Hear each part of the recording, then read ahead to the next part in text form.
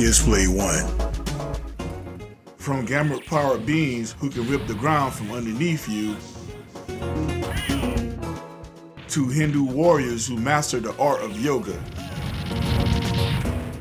I'm Dad Mshvsf, and these are 6 unique things about Marvel superheroes vs. Street Fighter.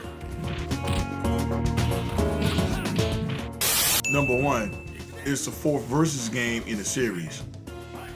Marvel superheroes vs. Street Fighter is the 4th entry in the fighting series, but if you only count in Marvel vs. Capcom games, then technically this will be the 2nd on the list.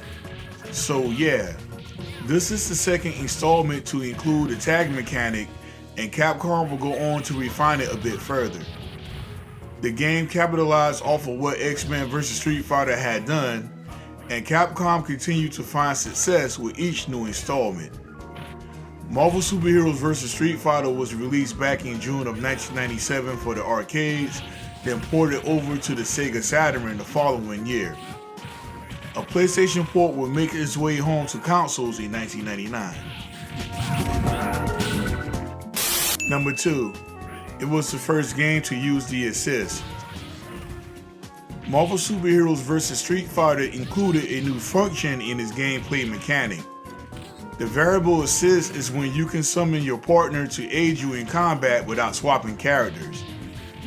The assist function works so well, in fact, you can even start combos with it.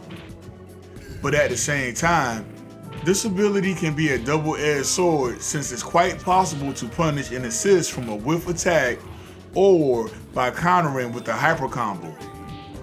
From this game and onwards, the variable assist became congruent with the words Marvel vs. Capcom and has helped define what the Versus series truly about.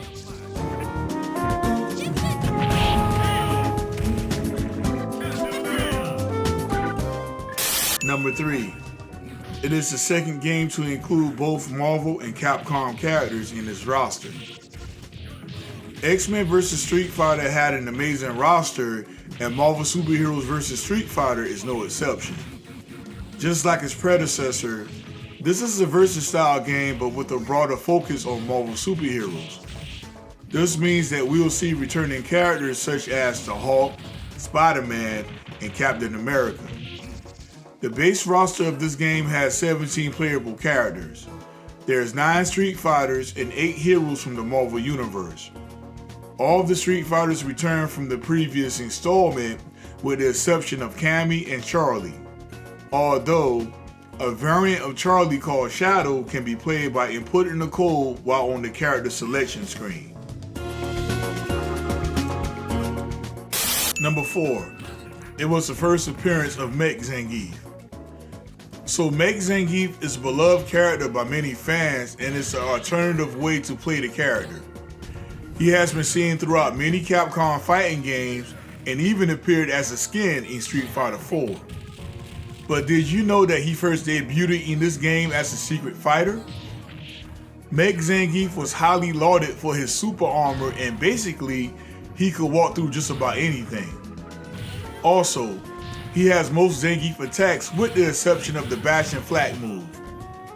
But perhaps the move that he's mostly known for is called Blocker Fire, which is a flame-breathing attack. With all of the buffs, Mech Zangief has one known weakness, and it's the fact that he can't block.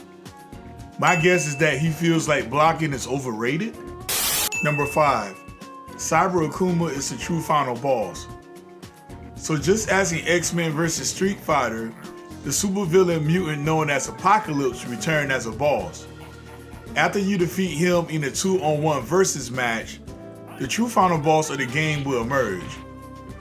Cyber Akuma is Akuma that is mind controlled by Apocalypse and is genetically modified with cyber components. These enhancements allows him to use a rocket fist and it also grants him the ability to fly.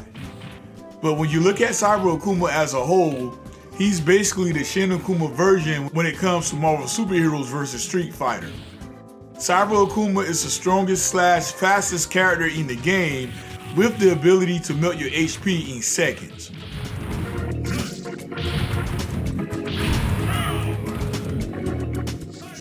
Number 6, there's a total of 8 secret characters. In this last entry, we always discuss secret characters in the game. So I already mentioned Shadow and Mech Zangief, but did you know that there are 6 more secrets in the game, which makes a whopping total of 8 hidden characters? These characters consist of Shadow, Mech Zangief, Dark Sakura, US Agent, Mshvsf, Armored Spider-Man, Apocalypse, and Cyber Akuma. Apocalypse and Cyber Akuma are boss characters, so you can't pair them up with partners. Now, most of these characters are what I call echo characters, which means they play similar to their regular counterparts, but not exactly. Also, there's a secret character named Norimaro that is playable. In order to play with these characters, you must input a special code on the character select screen. To see these code commands, please refer to the pinned comment to see how to unlock each character. Well everyone, that's it for this video. If you have anything you'd like to add or you have a question, feel free to leave a comment. With that being said, I'm Dad Mshima. See you next video.